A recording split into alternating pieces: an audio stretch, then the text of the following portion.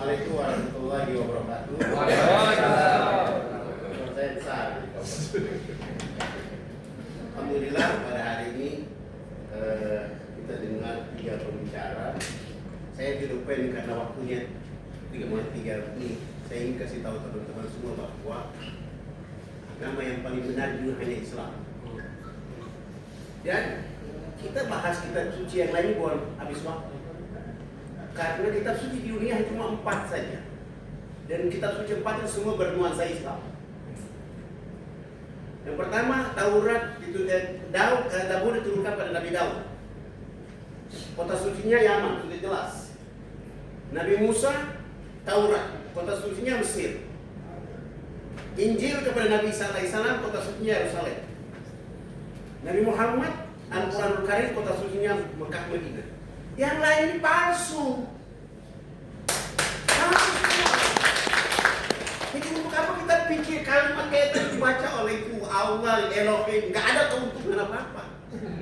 Tugas kita sekarang adalah tempatkan bahwa pekerjaan yang paling bergengsi ini adalah dakwah. Jadikan saudara kita yang salah jalan dengan kitab suci yang salah itu jadi lahan dakwah kita semua.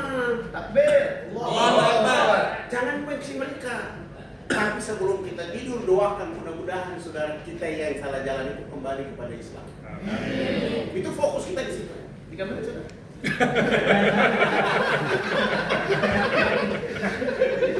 Dan ayo kita jangan emosi.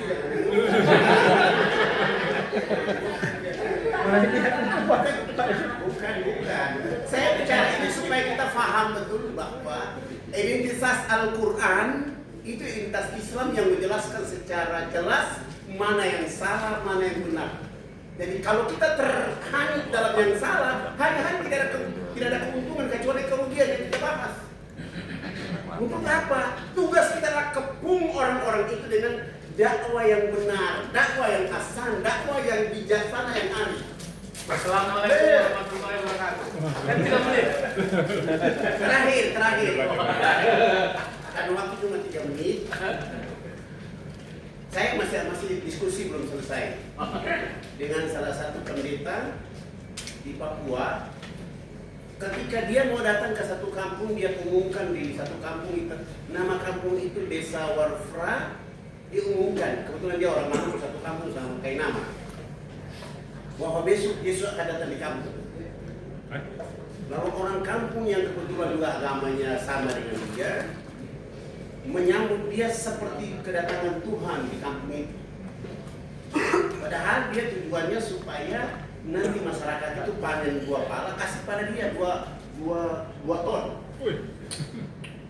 Sehingga dia bikin pengumuman bahwa besok hari Minggu Yesus akan datang di kampung. Saya dalam hati saya bilang, Nabi Musa saja minta kepada Allah supaya menampakkan wajahnya, Allah tidak menampakkan. Ini kau dari tual datang ke sini cari makan, kau tipu orang di sini. Apa yang terjadi? Mereka bersihkan kampung. Besok pagi dan di depan mimbar itu ditaruh pasir dan dia umumkan bahwa siapa yang besok buka mata berarti matanya buka selama-lamanya. Ada satu ibu dia bilang masa Tuhan jahat begitu. Masa ada Tuhan jahat begitu. Lalu dia atas mimbar dia bicara selesai, dia bilang mata segera tertutup. Nanti dengan instruksi yang bisa suruh kita buka mata adalah penetua. Kalau kita di sana penetua itu pendeta yang tua. Lalu dia bicara dan begitu dia masuk bilang mata tertutup, pejamkan mata, dia buka kaki, dia jalan keliling itu, pasir-pasir yang ditaruh oleh masyarakat di desa itu. Selesai dia tutup mau ini, dia bilang jangan buka mata sebelum penetua yang memerintahkan kita buka mata. Ibu yang satu ini tidak, di belakang dia pakai video, pakai kamera dan dia shooting. Dia bilang pendeta dia tipu. Lalu begitu dia tutup, dia bilang silakan penetua yang menyaksikan sekitar mimbar. Lalu penetua pergi mengatakan bahwa benar Yesus telah datang karena sudah ada bekas kakinya di atas itu. Padahal yang mutar-mutar di panggung itu dia sendiri di pendeta. hemat saya, orang saudara-saudara yang bukan Islam itu adalah lahan dakwah terbaik bagi orang Islam. Fokuskan perhatian kita bahwa mencerdaskan saudara kita dengan dakwah itu jauh lebih penting daripada kita bahas dia sesuatu yang waktunya habis percuma dan terakhirnya adalah orang akan membenci agama. Kita mencerdaskan orang Islam, mencerdaskan, mencerahkan, mengkaryakan, memandikan, membangun dan peduli kepada orang. Ikhlas. Dan saudara-saudaraku yang dirahmati oleh Allah, kita dakwah ini jangan berharapkan pujian, tepuk tangan dari siapapun, gak ada gunanya. Yang penting dari dakwah menemani kita. Soal pendeta benci kita mau masukkan penjara, biasa. Itu biasa. Tapi bagaimana hidayah itu tiba di hati-hati orang yang tadi belum mendapatkan hidayah. Itu tugas kita. Sehingga kita mencerdaskan saudara-saudara kita itu menuju ketaatan kepada Allah, dan mereka akan menyesal. Kenapa saya baru masuk? Kenapa tidak dari dulu?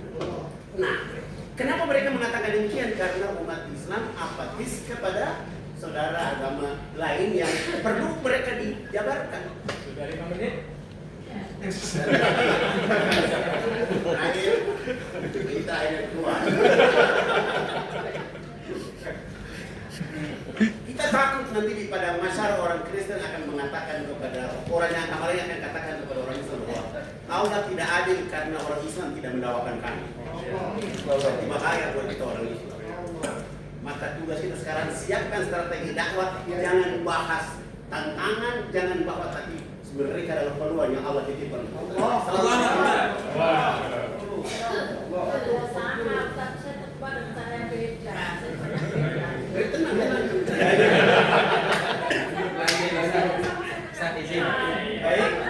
Baik Bunda, lanjut ke floor. Ini wasitnya.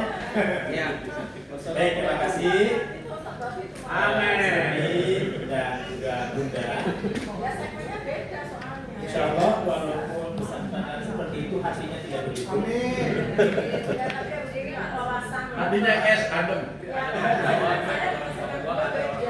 Baik. Dari apa yang sudah dikatakan tadi, ini kita luar biasa sekali.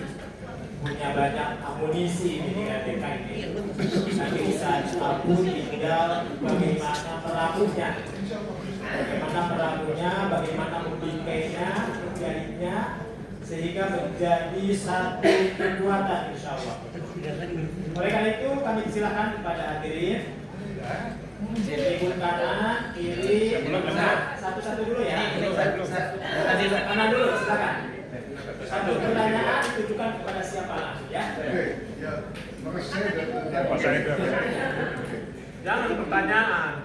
Ya. Ustaz, kalau diskusi Ustaz, kalau Diskusi aja Ustaz. Ini pertanyaannya soalnya. Oke. Ya, Assalamualaikum warahmatullahi wabarakatuh. Terkait tema ini, saya mencatat atau memerhati khususnya ulama yang luar biasa. Tapi saya mencatat ada beberapa hal. Dengan siapa Pak? Sofyan Said. Ya.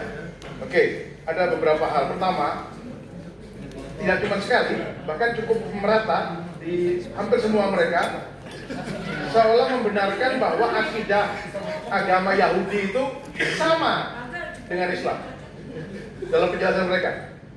Nah, kalau itu benar, Allah tidak akan menurunkan Nabi Daud. Dan kalau ajaran Nabi Daud masih benar, Allah tidak akan menurunkan Nabi Isa dan belum akan menurunkan Nabi kita. Artinya apa? Artinya kata-kata atau pernyataan akidah Yahudi sama dengan Islam, sama-sama tauhid, tidak mungkin benar. Itu yang perlu dipastikan. Nah, bahwa sekarang retorik para rabi itu seolah-olah menyatakan dirinya sama dengan Islam, itu hanya retorik lidah saja, ya. Tapi di belakang itu Allah Maha tahu, tidak mungkin. Oke, ada banyak tuh detail nanti bisa kita cek. Lalu yang kedua adalah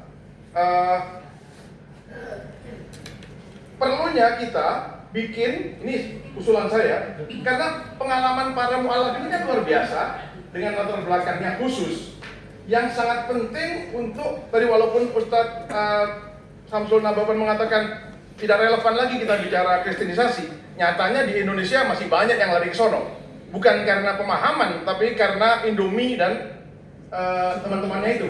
Dan itu rentan karena pemilik dana di Indonesia ini 90% bisnis dan uang dikuasai oleh 3% mereka yang non muslim. Itu fakta yang nggak bisa kita pungkiri juga. Dan yang tadinya diakui bahwa orang Islam di Indonesia miskin, orang Indonesia miskin 27, 28, 29 juta, nyatanya tahun lalu dikatakan oleh World Bank itu 161 juta, sekarang diperbarui lagi 190 juta lebih yang miskin, di bawah kemiskinan. Jadi rentan dengan tawaran Indomie. Dalam konteks itu kita tetap harus menjaga akidah mereka. Lalu yang berikutnya lagi, terkait itu mungkin para ustadz kita di sini yang punya pengalaman terutama dengan latar belakang Nasrani itu perlu membuat semacam counter katekisasi.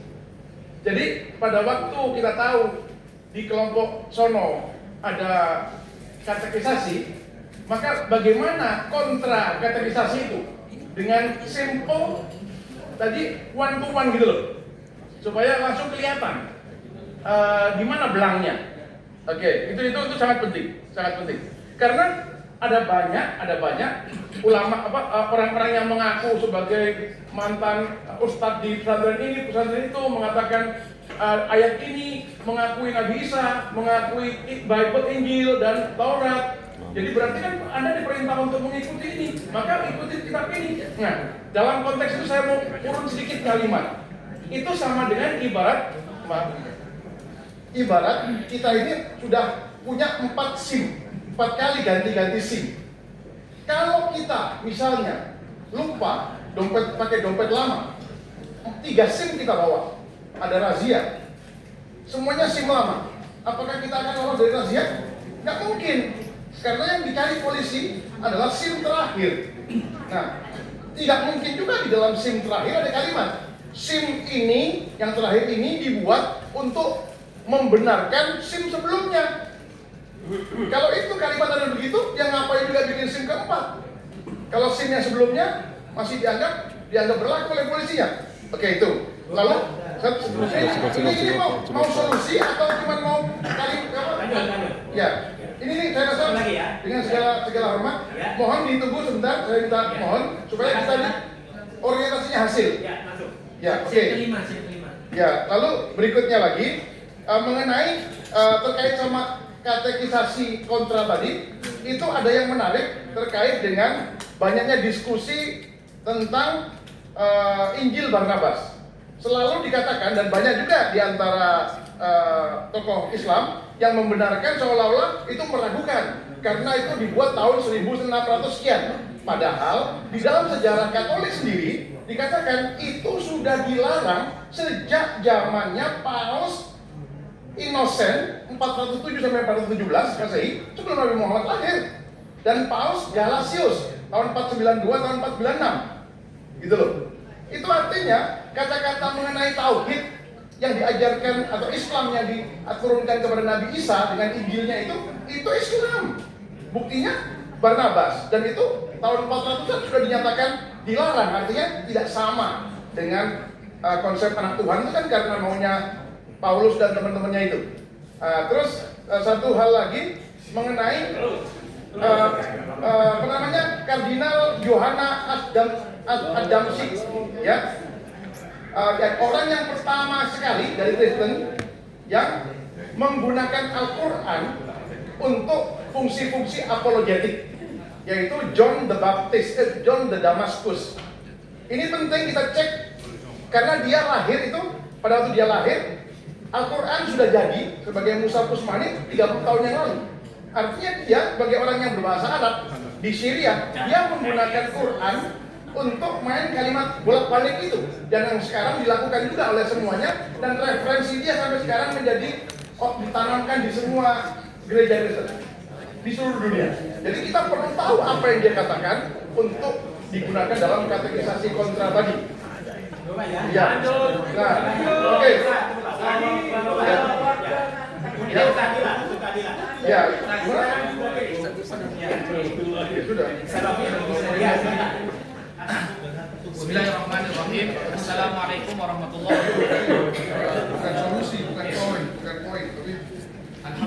wassalatu wassalamu ala Rasulillah Sayyidina Muhammad bin Abdillah wa ala alihi wa sahbihi wa man wala amma ba'd. Saya minta sedikit waktu Ustaz, karena dari tadi belum ada yang menjelaskan dari sisi keislamannya tentang lafaz Allah.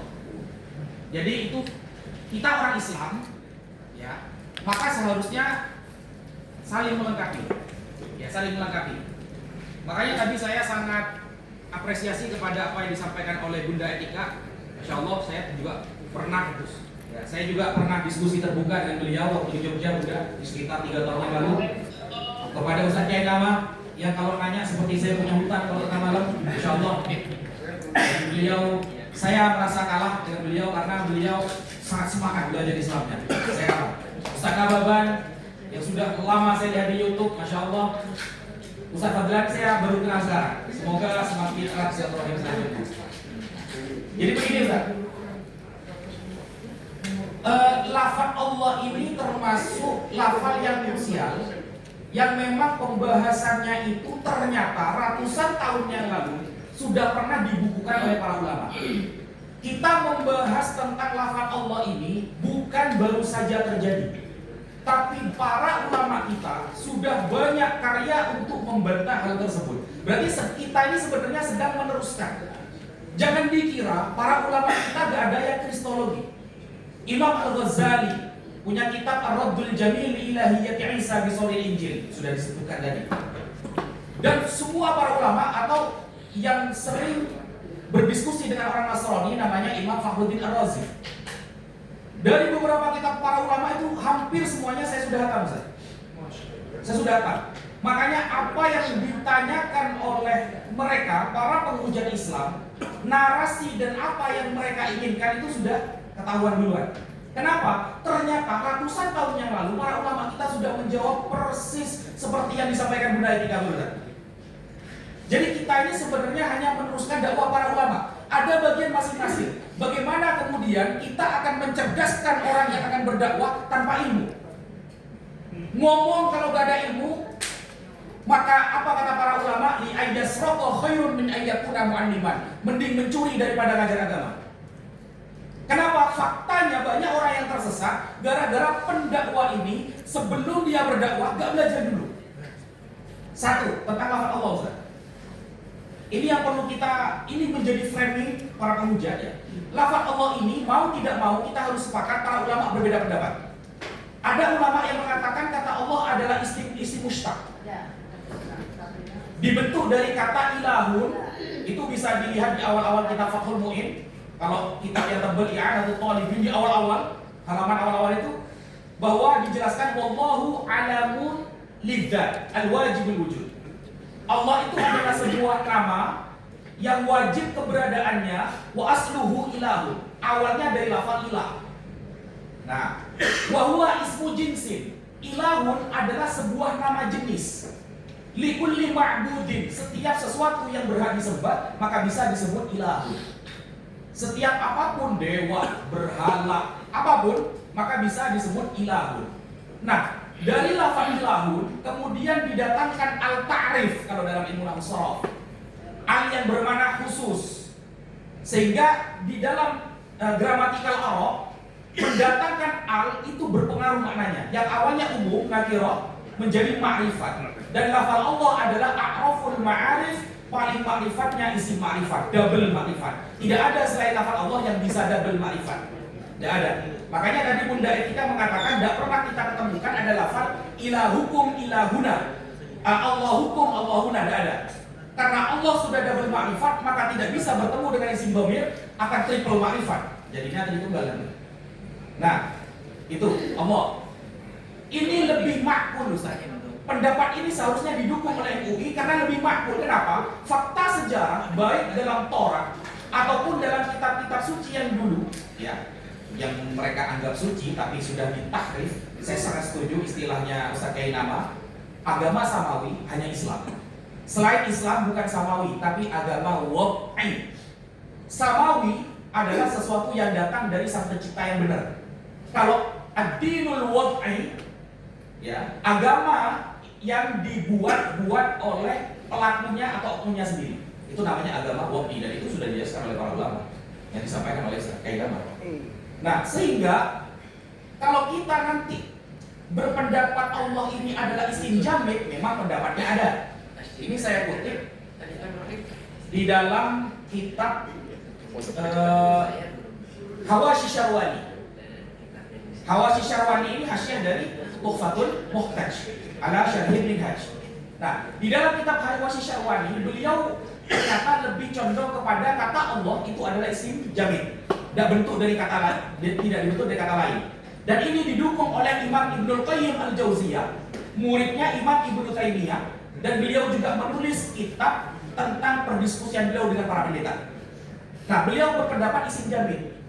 Saya tidak sedang membantah ulama, tapi saya sedang mengecek secara sejarah. Kalau kita mengatakan Allah itu adalah sudah begitu dari sononya, kita tidak akan punya data nanti.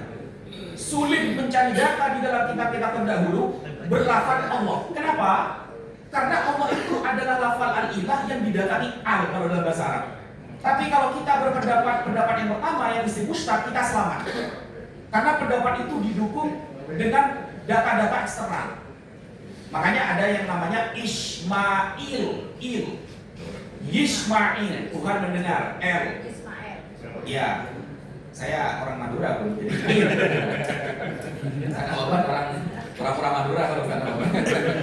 Ya, sehingga kata Elohim ketika Musa dijadikan Elohim bagi Fir'aun, itu kata-kata ini yang menjadi serapan, kemudian didatangkan ke dalam bahasa Arab, didatakan al-takrif, karena kaidah dalam bahasa Arab harus ada al-takrif untuk menunjukkan khusus. Bisa kita tangkap, tolong dibersihkan.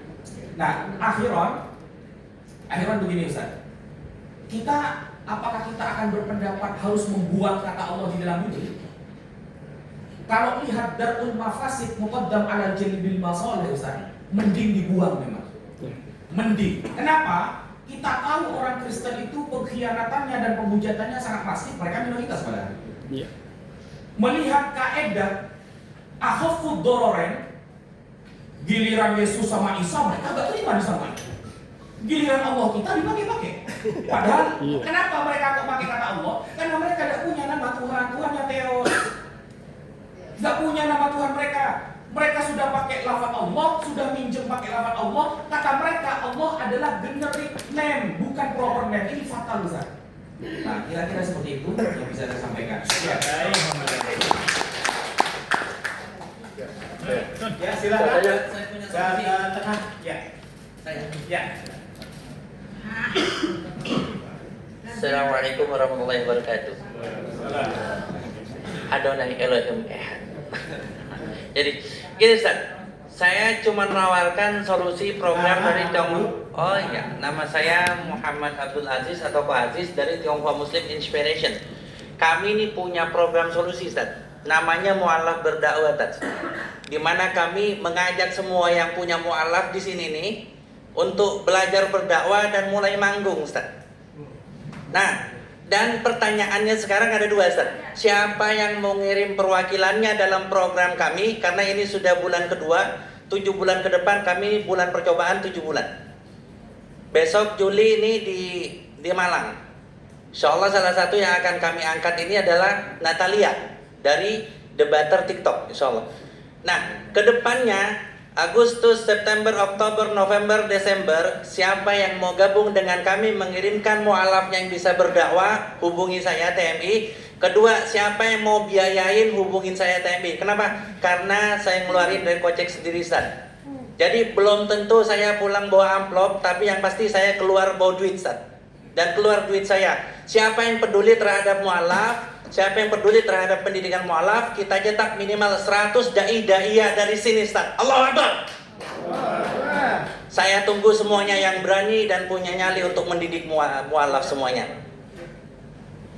Assalamualaikum warahmatullahi wabarakatuh. Yesus. Saya sampaikan dulu ketua LBK. Ustaz, di mana? Saya mohon Ustaz Abu bisa ke depan. Maksimal jam 4. Siapa jam 4? Jalan juga. Jalan aman. Sebentar. Tanya ini tadi bukan tanya jawab katanya ya. Diskusi Ustaz. Saya belum selesai. Saya seperti yang disampaikan tim perumus